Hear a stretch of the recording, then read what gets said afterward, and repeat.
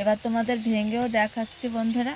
এই যে দেখো এতটা নরম, দেখো কি সফট হয়েছে, দারুণ হয়েছে। এবার ভেঙে দেখায়। এই যে দেখো। তো বন্ধুরা, রেসিপিটা বানানোর জন্য প্রথমে মিক্সারে দিয়ে দিব 1 বাটি সুজি। এখানে দিয়ে দিব রসুন, 5-7 কোয়া রসুন, 3টে কাঁচা মরিচ, সামান্য একটু আদা, সামান্য একটু জল দিয়ে পেস্ট করে নিব। তো দেখো বন্ধুরা, মিক্সার দিয়ে সামান্য একটু জল দিয়েছি।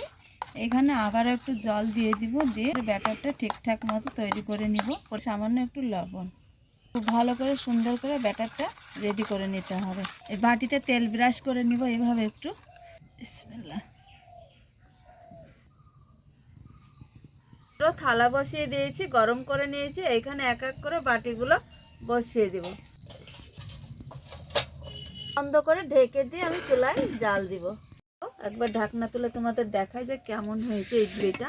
এই যে দেখো কত সুন্দর ফেপে উঠেছে, সবগুলাই ফেপে উঠেছে, ফুলেছে। আবারও ঢাকনা দিয়ে বন্ধ করে দিব।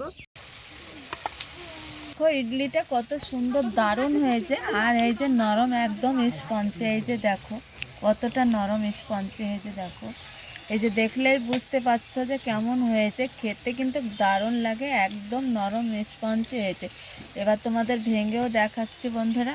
এই যে দেখো এতটা নরম, দেখো কি সফট হয়েছে, দারুণ হয়েছে। এবার ভেঙে দেখায়।